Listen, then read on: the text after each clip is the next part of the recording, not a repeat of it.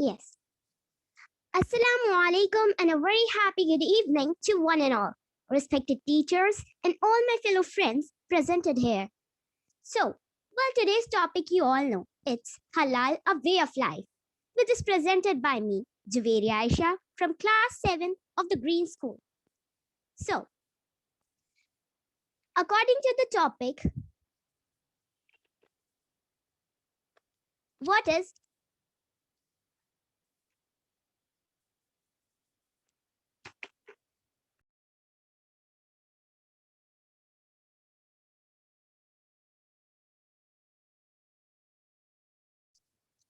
So, according to the topic, what is halal and what is haram?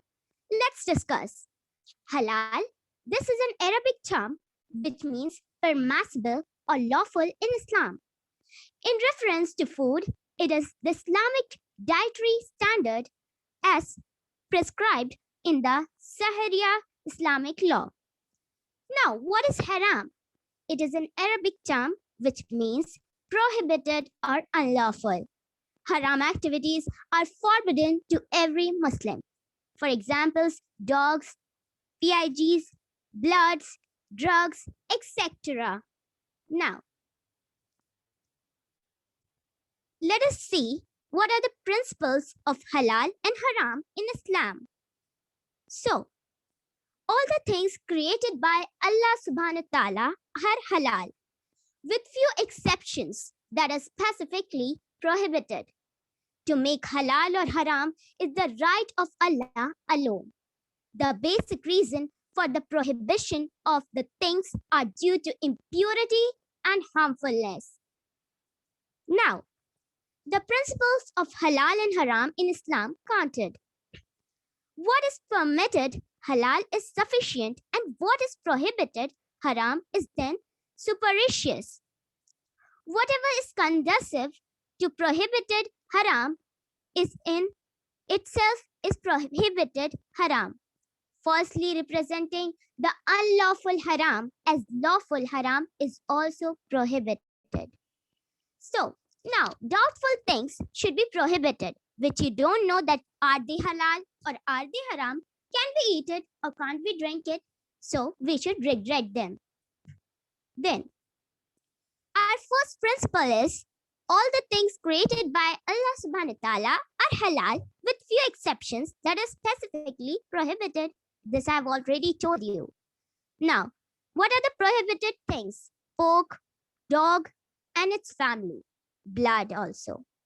Meat of animals that died of causes other than proper slaughtering according to the Sharia compliance or carrion.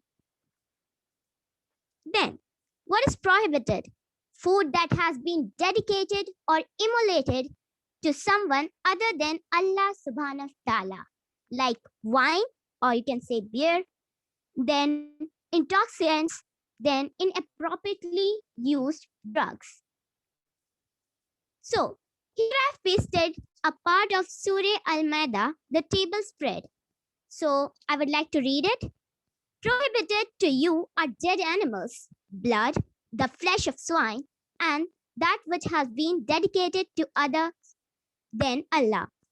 And those animals killed by strangling or by a violent blow or by a headlong fall or by the goring of horns, and those from which a wild animal has eaten, except what you slaughter, and those which are sacrificed on stones, altar, and then you seek decisions through driving arrows. That is gave disobedience. Then, our second principle is halal or haram is based on the injunctions of stated in Al-Quran and Sunnah. No human being, no matter how precious or powerful, may take it into his hands or change it. Examples are like in the menu, hotels and restaurants are forbidden to mix the wine with the steak they prepare. Whenever we go to restaurants or hotels, there are different types of food which are given.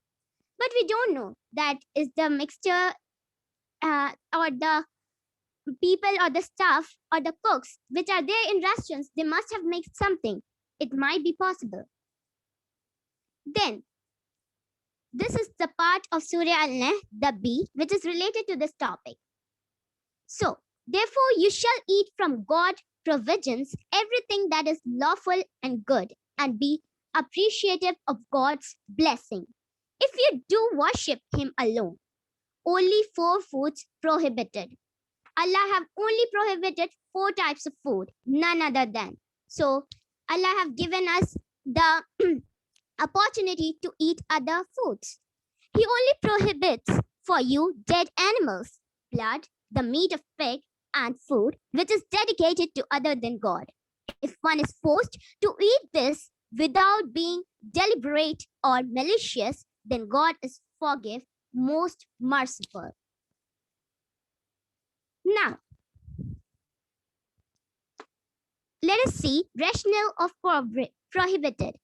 Carrion and dead animals are unfit for human consumptions because the decaying process leads to the formation of chemicals that are harmful for humans.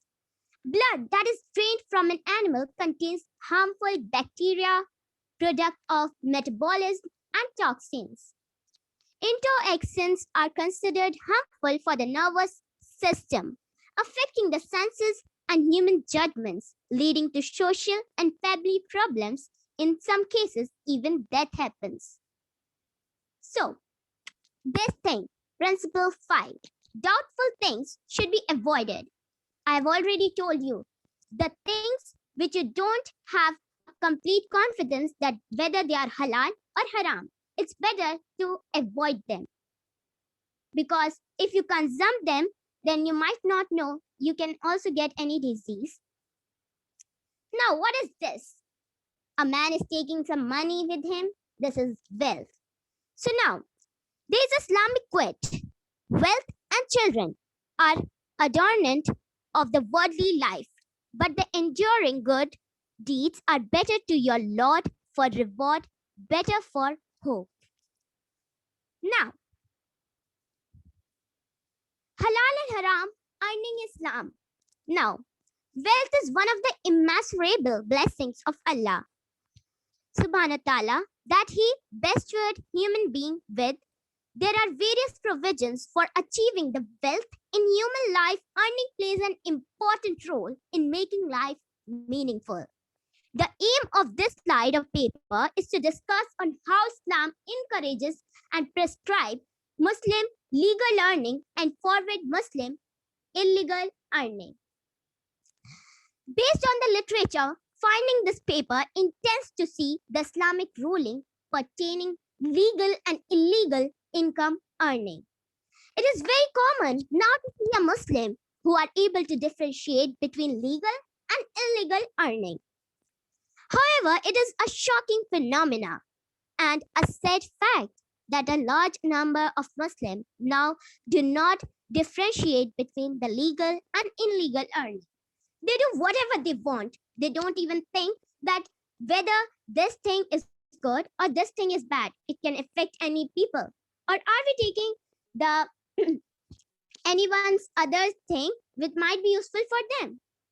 But mostly the people do not think about it. But as it is said, that all the flowers in the garden are not the same. People are there who still think that it's not good to take someone's haq.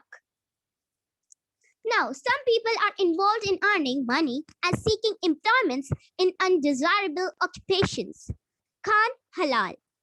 The paper or slide used a basic qualitative research design. All data are analyzed by using secondary data specifically from the Quran as well as Hadith. Means whatever is given here, I have taken it from the Hadith and Quran, the translation in English, and related literature.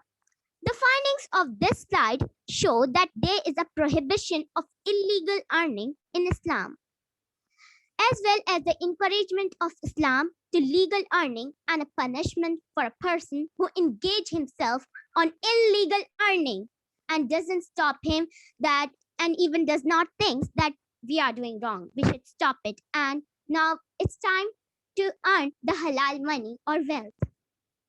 So, ladies and gentlemen, my dear friends and teachers presented here, and chief guest, Jazakallah khair, and I pray to Allah that we follow these rules in our day-to-day life. Thank you and have a great evening.